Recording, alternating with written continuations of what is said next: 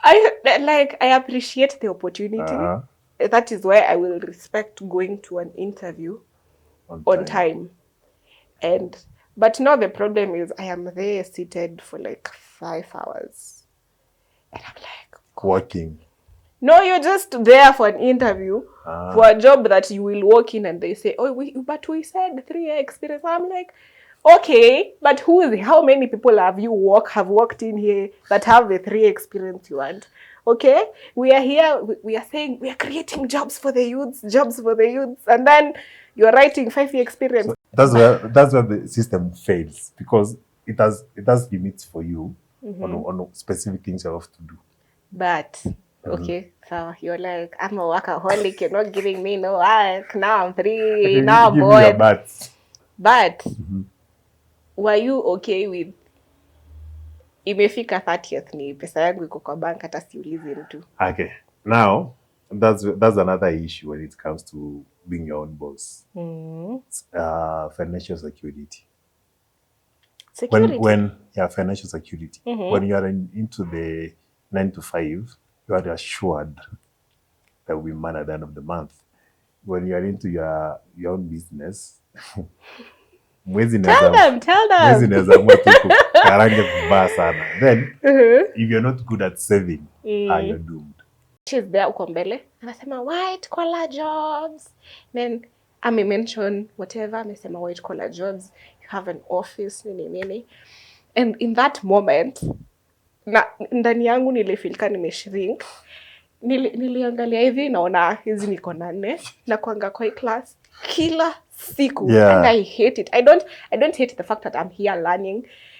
I hate that I have to be here every single day, wait for that bell. Yes, I'm hating. Like, if I was coming in today, I'm in this class and tomorrow I'm in that class, I'm like, whew, there's something new. There's something new. After 2 years, you still be tarmacking, you'll be driving. Actually, that's the difference. So it's not at we don't have drive. It's not at I do not want to do it. Yeah. It's that there's a foundation. It's not about the foundation. There's a foundation they have that maybe I skipped that step. Yeah.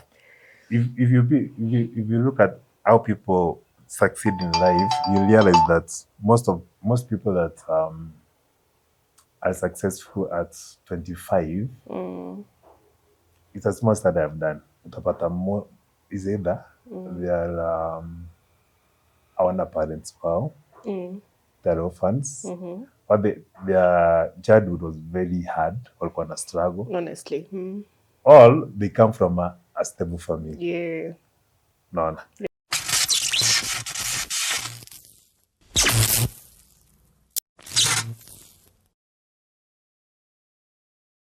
Kila mtu anataka 3 year experience, 5 year experience, like I'm starting. Just say you have a degree. But none did experience. Nah. Okay, the first person who alifanyia kazi, yeye alikuwa na experience. It's crazy. Nikawa nataka already watu already wako na experience, already wako na jobs, okay? Wetu tunatafuta jobs hatuna, ndio tunataka kutafuta exposure, alafu we wanna sit down and judge me for not having experience. But yeah, even if somebody wants to give you work, you want them to work with their schedule, not you work with their schedule. Ndio shida ya Gen Z. You will be called for an interview today, and then you'll be told, no, you'll be called, then you'll be told the interview is tomorrow, and you'll be like, I had plans for my day tomorrow, so I think you have to reschedule it for another day. Literally, that's what you do. I mean, I will defend this in 2 ways. I will defend this in a Gen Z mindset, and then I will defend this with the morals I own. Do you have morals? Ish. So, like, as a Gen, I think people wanna work with their own timelines. Ndio kwa maana kuna more people in I want to open up my business. I want to be a content creator, Mhm. a forex trader. I just thought I work with my own time. The thing is, you're still gonna be working, okay? Schedules, pia mimi, schedules just mess me up. But Yeah, that's what messed me up when we are shooting. Continue. that is time. That's different. You will not hold Never me here. keep time. That is a story of another day, a completely different day. I have a problem. I have. That is one of my biggest problems. Keeping time. Not sawa. Okay. Don't just sugarcoat it. You don't keep time. I don't like plans. Because sababu they give me anxiety, and now keeping time means keeping time to plans you already have. You So should. I'm more.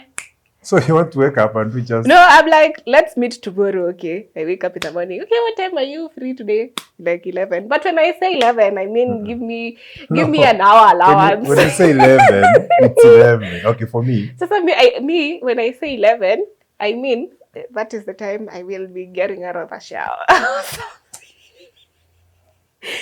We were talking about work. We were talking about see that the point is here. We are so over there. So work. Personally, I feel anytime I've had to go for an interview, I've been there on time. Because I respect what I'm gonna do there, one. And I appreciate it's an opportunity they are giving to me. It's not, yes, it's my time I'm giving to them, but it is also an opportunity. They're not doing you a favor. Yeah, also, don't Gen Z this on me, okay? I knew you were going to do that. Okay, just say it. Just say it. I appreciate the opportunity. That is why I will respect going to an interview on time. But now the problem is I am there seated for like 5 hours. And I'm like, God. Working. No, you're just there for an interview for a job that you will walk in and they say, but we said 3-year experience. I'm like, okay, but how many people have walked in here that have the 3-year experience you want?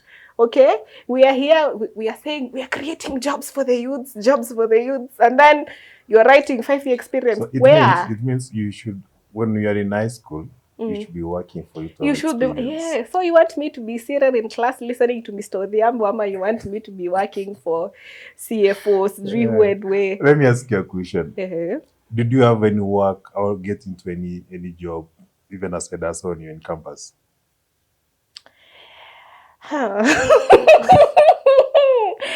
I mean, what I would do, as in, I had a friend who had a juicer, so I would go and I would say chill with her, but I'm learning. Learning what? See, I'm learning the business. Like now, you see her customer interactions. What was she saying? She was doing juices. I knew it was food. That's why you used to go there. She loved me there. Don't even come for me. She loved me there. Yeah, because you are more of attracting customers. So you are more of an advert to the business. But as much for whatever reason she liked me there.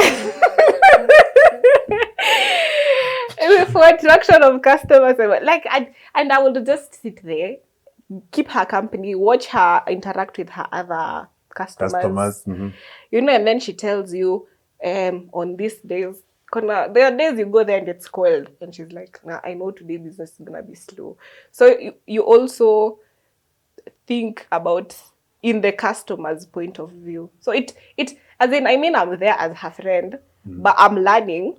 If this is how I'm gonna be the owner, I need to know there are high seasons, there are low seasons. So you are running. Yeah, there's procedures. I mean, you don't sit there and be down. You are learning. I was learning. What have you done with that information that you learned back then? I've been trying. Trying to do what? Okay. What are you doing right now?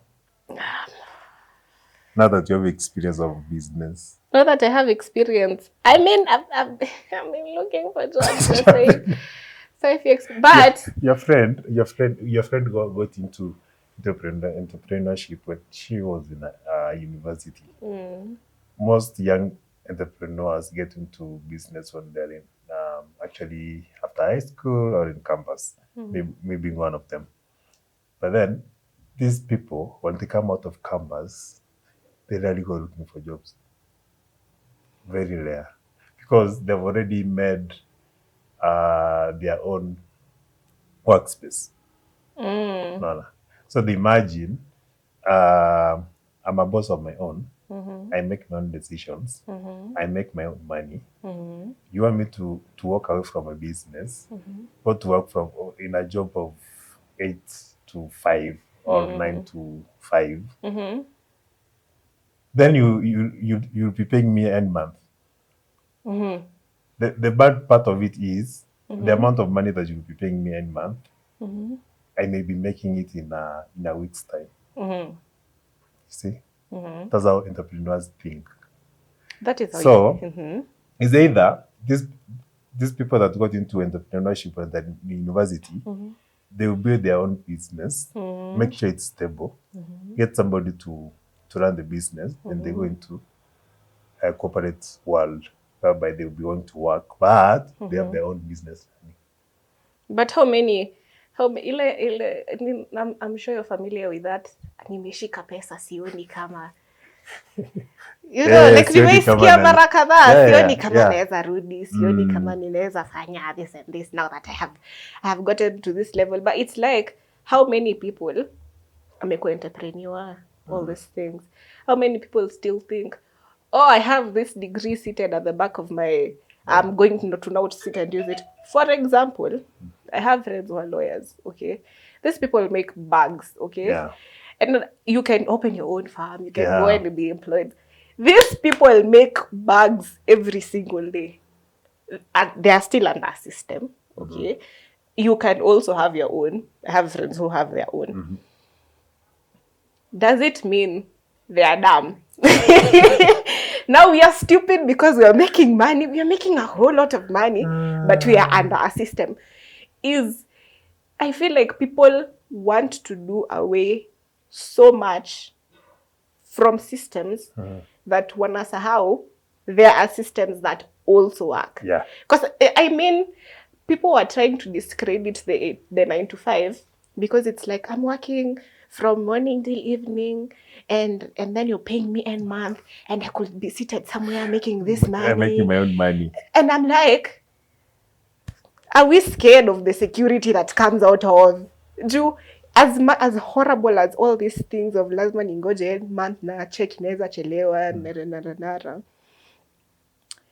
For the people it's working for the security they have, that ikifika mwisho wa mwezi hakuna mtu nasumbua, hakuna kitu nafanya, najua ninapata 100k yangu, 100k yangu nisha rent, nisha school fees, nisha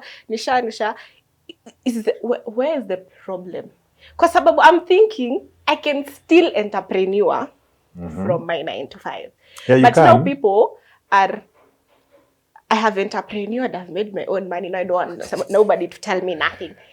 One thing I understand is we have people that 9 to 5 works for. Yeah, we have 100%. People that entrepreneurship work for. For me, 9 to, I tried it. It's not working. It's not working. But which part of the 9 to 5 is not? Because you cannot say the whole 9 to 5 is not working. Okay, it's not the whole thing that is not working.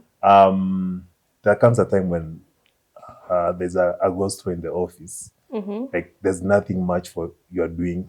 It's usually when the month starts and the month ends, that's when you have a lot of work. Hapa katikati, there's less work that you're doing. Now that's something I don't like. I don't like to just sit there. Oh, you like being busy. Yeah, let me be busy.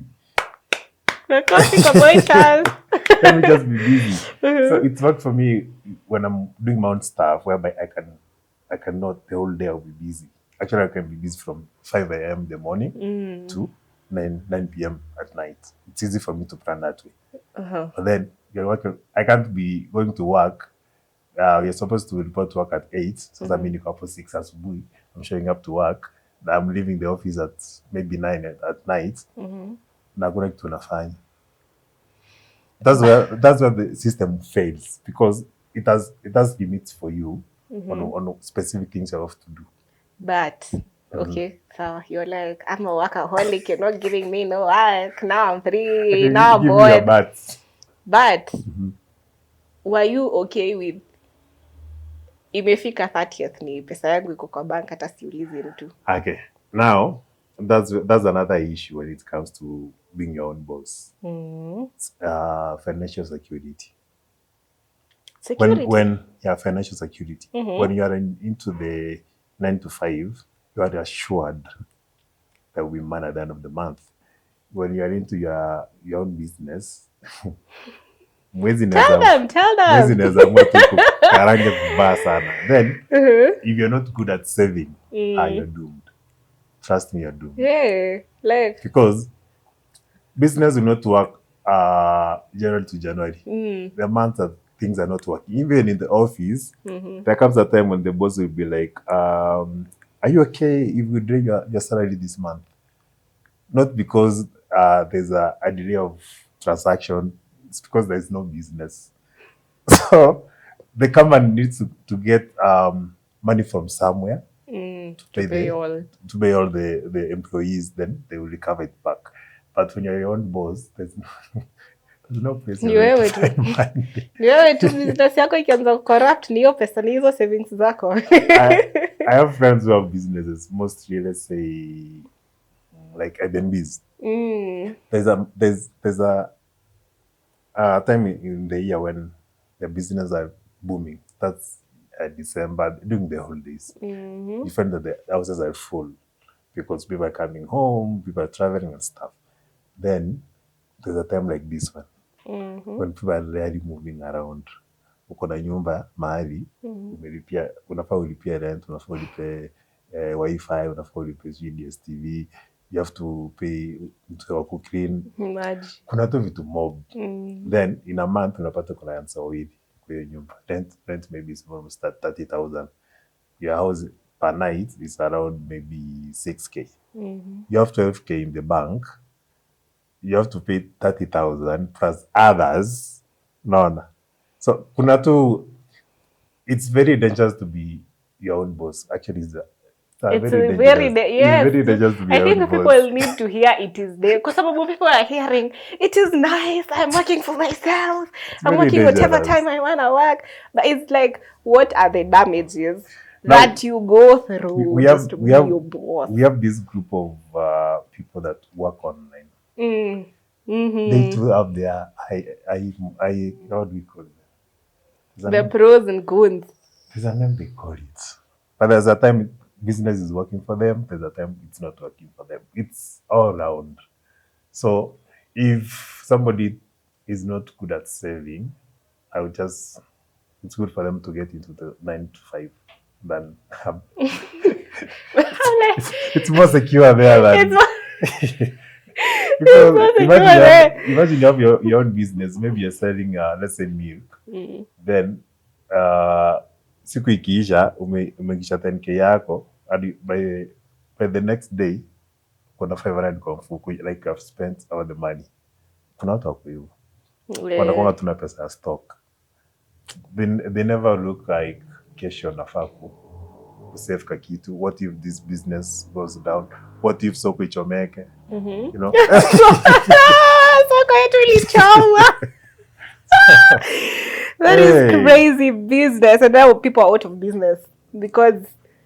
But no, I feel like you Gen Zs, you're not ready for 9 to 5 jobs. You're not ready for it because you feel like you have to bend down for the rules of the company, which you're not ready to. I feel like people are just against the rules. Again, we are trying to bring down very heavy systems because of the 1, 2, 3 things we do not like. You know, people us in high school we striked. People striked in high school. People burnt down schools because of Because they're like, nah, this is too much for us. We're under so much pressure. Some other people don't even know why people are burning down schools. Yeah, but they just join them. Burn down schools. But I'm like, yes, we understand the frustration. But hata tuchome shule zote Kenya, there is somebody who still needs this education. So I feel like we should not, like, let's completely now bring down these systems, because me, I don't feel like it. Me personally, I remember tulifunzwa white collar jobs, I think class 1 or 2, 3, 4 hapo. Nakumbuka ilikuwa CRE. Nakumbuka I was in the classroom. The teacher is there. Like, I have never forgotten. This is the one day in class I have never forgotten in my life. The teacher is there uko mbele. Anasema white collar jobs. Then mention whatever. Amesema white collar jobs. You have an office. Nini. And in that moment, ndani yangu nilifilika nimeshrink. Niliangalia hivi naona hizi niko 4 na kuanga kwa class kila siku. And I hate it. I don't hate the fact that I'm here learning. I hate that I have to be here every single day, wait for that bell. Yes, I'm hating. Like, if I was coming in today, I'm in this class and tomorrow I'm in that class, I'm like, whew, there's so something new. There's something new. Take me under a tree. Take me to the computer lab. Let me learn mathematics in the computer lab. That is the first time I felt like, no, me? I am just not cut out for that. Like, I don't have a problem with working 9 to 5. Give me 9 to 5 whenever I want. Just don't lock me up somewhere. That is my problem. But I think, to some point, I do agree that our parents and their parents, they were so stuck into one thing that they never wanted anything to change. Right now, if you go to an office and you get a millennial, who's the boss, you can listen together. But if you go to an office and you find the age of your father or your mom is the boss, trust me, clashing. You'll be clashing every other day. Every day, wake up. Their mind, they were taught to be stuck to the system. They don't want to move out of it. And I was saying, wanafaa kuretire. They really need to. Right now, things have changed. Unaambia boss wako, I will do you an email. Unaambia no, do me a letter. They want something they can touch. Yeah, and I'm like, you could save that email. You could back it up, okay? Why are we still on paperwork when we can just do emails? Okay, you're in a meeting, but your manager is there with a lot of files buried up in front of you. You're just there with your phone or tablet. And actually, they're giving you copies of the meeting. They're saying, where's your presentation? Check your email. They don't want to move away from the old school way of doing things. But let me ask you a personal question. What time do you wake up every day? Are you saying I wish to be employed me? I'm jobless me. No, just on a normal day. On a normal day, wake up at 8 a.m. PSA. Because I'm at home. One, I don't have a job. Could that change if you found you got employed? Yeah, I feel like if I am the kind of person, I am not, like, I will not sit here and tell you, if you give me all this, I am the most responsible human being. But I feel like I have this thing in me where if it is my thing to do, you will do it. I will do it because it's my commitment. I have to see it through. Like, I may not like it at all. Like, I may be like, ugh. But I'll be like, okay, I'm supposed to do this. And plus, it's for my own benefits. Plus, you're paying me. I'm going to do it diligently, okay? I feel like, yes, if I had a job and it was get to work by 9, I'll be up by 6 a.m. I'll wake up. You say the amount is nice. You clocking at night. The amount has never been nice. I know it's never been nice. Never been nice. I know. It's just some radio or something, hire me. I am willing to yap all day. I'm like, Lena, I'm very sure some of your friends are out there working.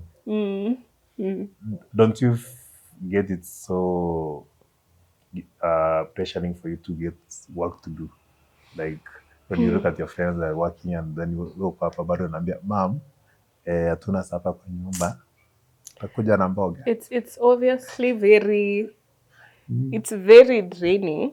It's very, kujicompare na watu ni constant. Don't It's compare not constant. yourself. It's the one thing that you will forever. Hata ufike 90, you'll be You like, must. kuna ule alifika 110. I feel like there are things that even if you don't wanna hear, They must. you must constantly compare yourself. You must. Pia mimi kuna watu ninakaa naangalia hivi nasema alimaliza na bado hajapata job. What's Ako tu up? nyumbani. Ako nyumbani, so but then I'm like, but kuna huyo mwingine pia Yeah. alipata job. So I think you choose the direction you want to look into. And obviously, I look at the people who they are my age. And we're like, okay, sisi wote tuko Kenya. Naweza sema labda USA kuna sijui jobs za sijui rarara. But I'm like, sisi wote tuko huku. It's not working for us, so. Yeah, tunaweza sema it's not working for us, but there's a 20-year-old somewhere. Akona job. Anafanya kazi, ana earn, ana drive. Kwanza kunanga kitu mbaya kama hiyo. Somebody younger than you driving and you're there. Ati I'm a 19-year-old. This 19-year-old is here. Okay. Has their own company.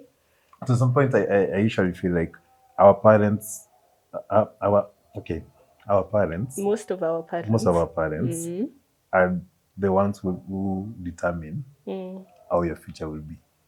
Because you will find somebody who was raised up in a family whereby the dad or the mom, they were so much into business.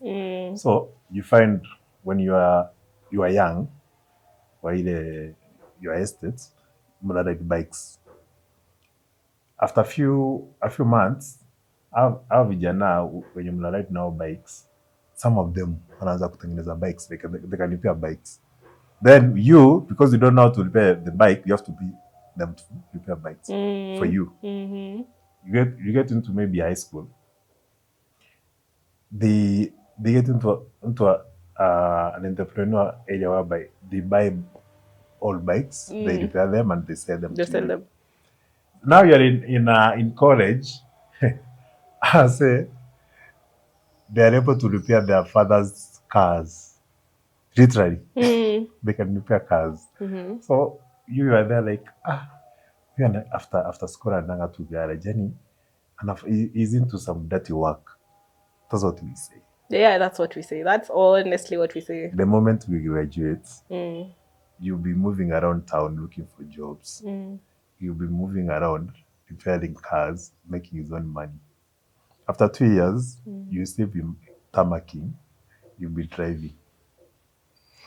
Actually, that's the difference. So it's not at we don't have drive. It's not at I do not want to do it. Yeah. It's that there's a foundation. It's all about the foundation. There is a foundation they have that maybe I skipped that step. Yeah. If you look at how people succeed in life, you realize that most people that are successful at 25, it's a small study I've done. Utapata more is either they are hawana parents wao, they're orphans, or their childhood was very hard, walikuwa na struggle. Honestly. All they come from a stable family. Yeah. No. Yeah. So it's all about how did you grow up. Unapata middle class families. Most of us who are from the middle class families, tunakuwa so comfortable like if I want something, it's just available.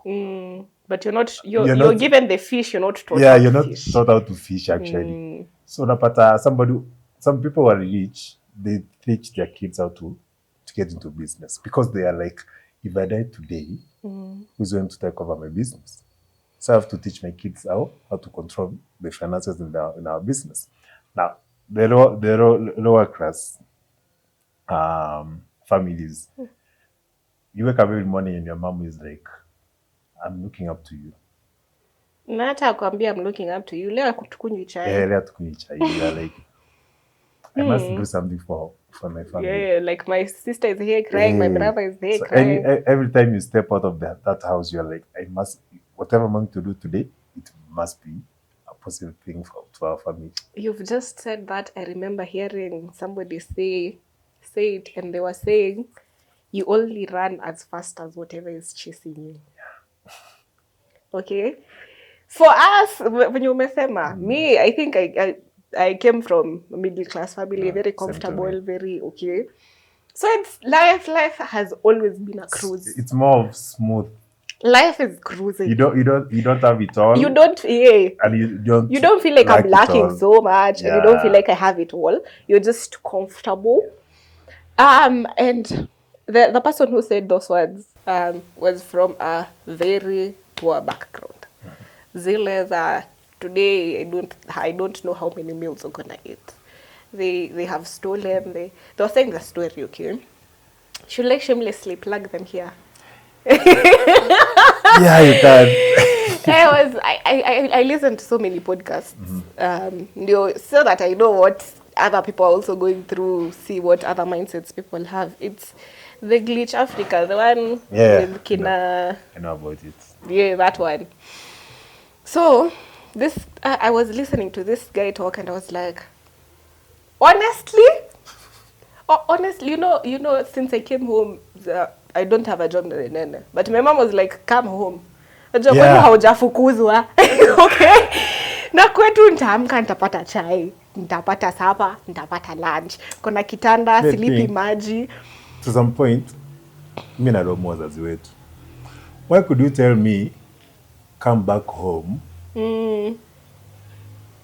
Ndio nikwe comfortable tu kwa nyumba than just telling me just figure it out.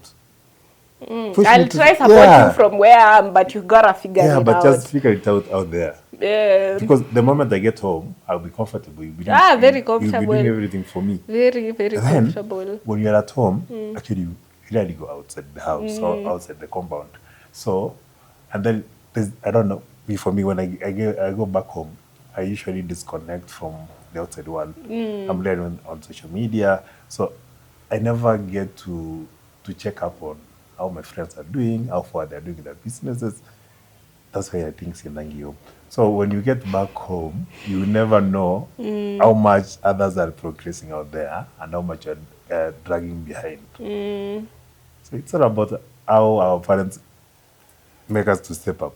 And I feel like I have met, you see, ushaenda shule ukasoma ukamaliza alafu unatoka huko, then you're outside chilling with people, then unasikia you see sijui kina nani you're chilling with they sijui nani's children. I'm here like, wait.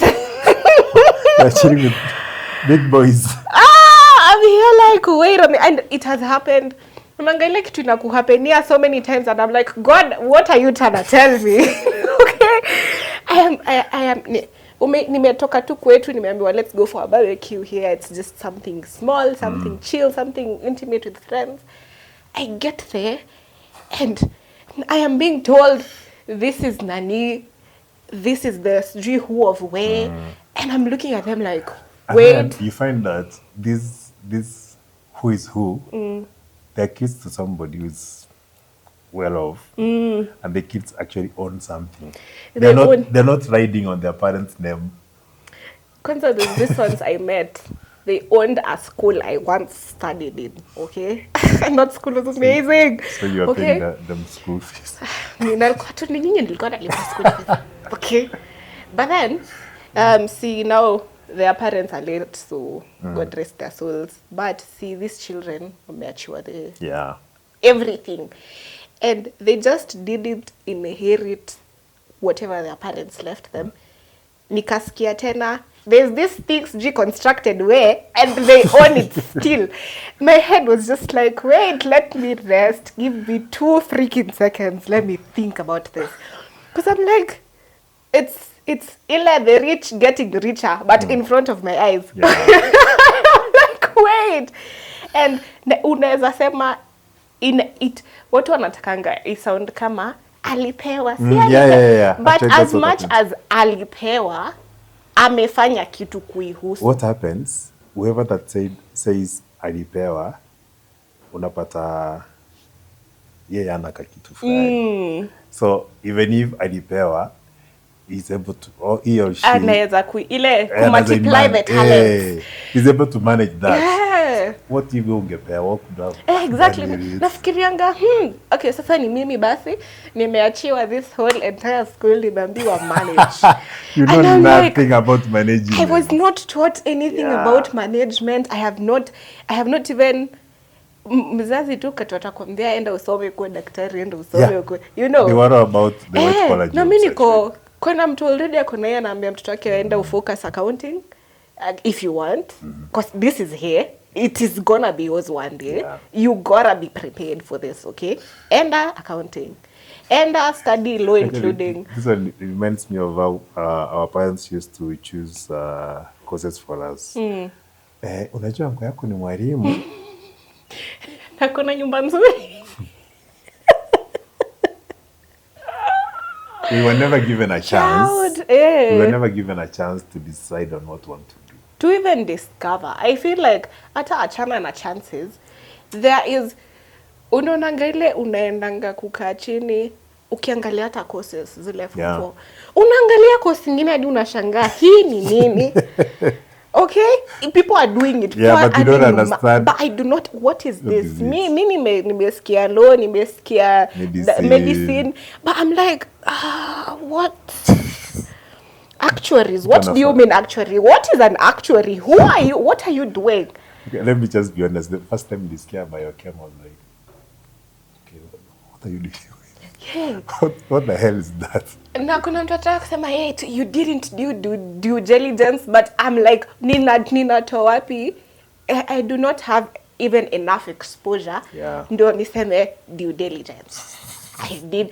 Sai naweza sema, si ati najua everything, but sai I have seen, I have met people who have done this. I'm like, wait, that is a whole career. That is something you do and you're just paid. You just sit down and... It's like a career. Yeah. The same parents that never... they never gave us teachings on how to fish are the same parents that have expectations on us. They expect us to be out there working. Yeah. Then, at some point lately, they have discovered that working is not everything. So they're like, kuna kabiashara unaona unafanya. Man. Back then, when I finished my high school, I wanted to get into business. You're the same parent who said, you must have a degree. Achana hiyo kwanza. Hiyo acha biashara. Wacha kwanza. Like, could you have told your parents, I want to do photography? Na wakwambie. Yes. Don't try that. I did. They were like, alafu, okay, maybe you're doing it for fun, but unaenda college. That's what they ask you. They have never seen, back then they never saw, okay, my mom alikuwa like, just do what we want to do. She was very positive to me.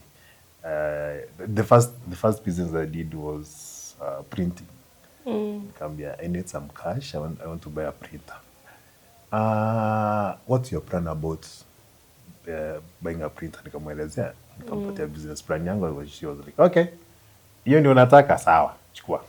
She was okay, very but supportive. I know why. I will not say it, but she has an experience of how education didn't provide for someone. So she didn't want to make that mistake again.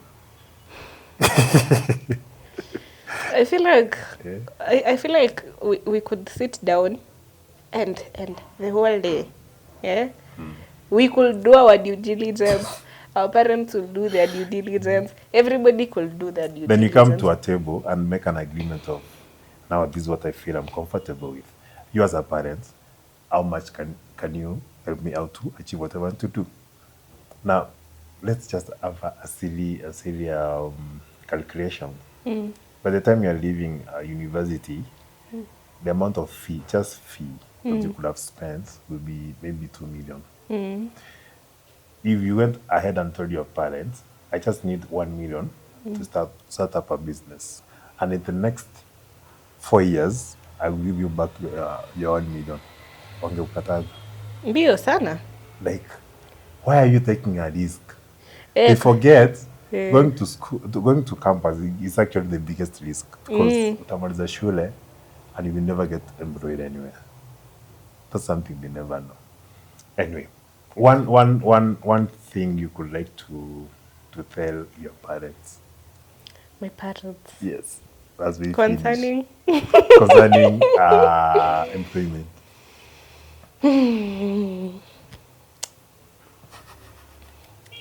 This one I have to think, sababu it's like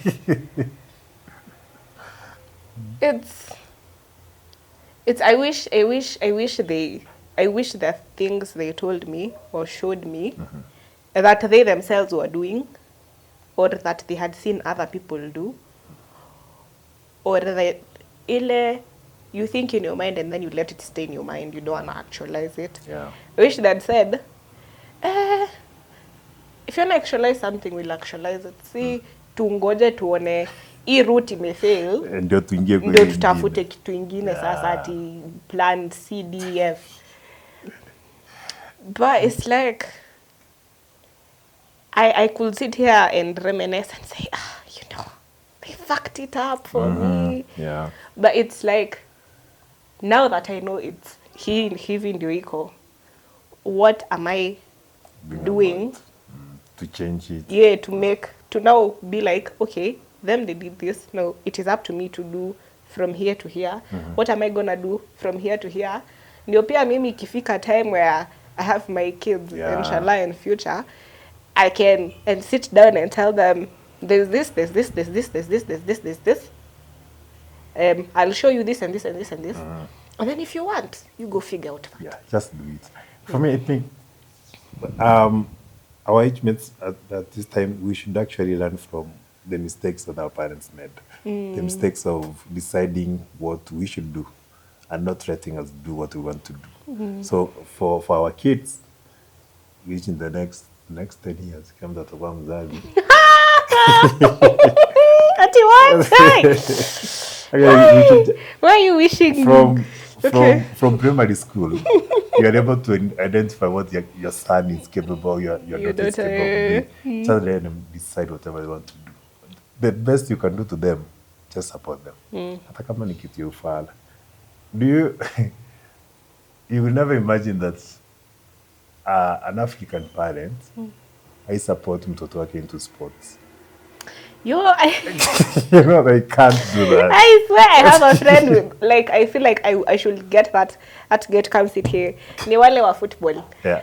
Mi pia ugombanisha brother yangu about football all the time, but ni juu yeye ni amke football, alale football. It's too much now. It's too much, like what other thing, okay?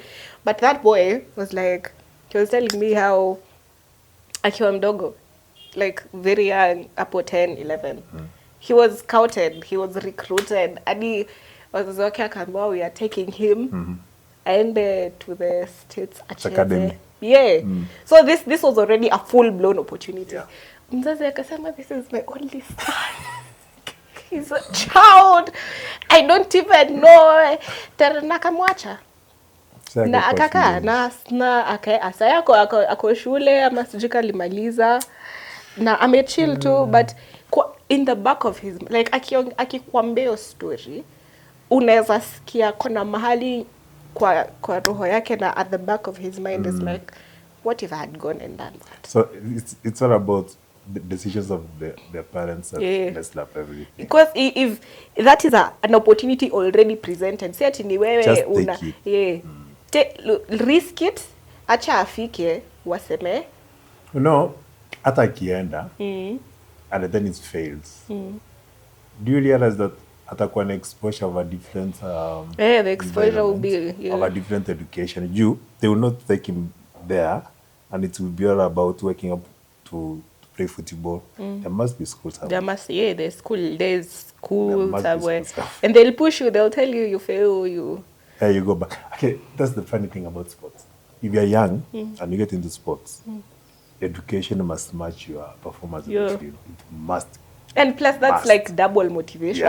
Yeah. It's So it's either you work hard in school for you to maintain the position in the team, or you fail, then you go home. You choose one. pressure increases everywhere. Anyway, that's all that we had today. Hey, where's Isha? I was Easy, like but- the conversation goes on and on and on. I think we'll come up with some guests to expand it. But yet we have We're it's just, all about us with our little our two knowledge. generation experiences. Anyway, my name is Frank Zappa. My name is Chika. Thank you for watching.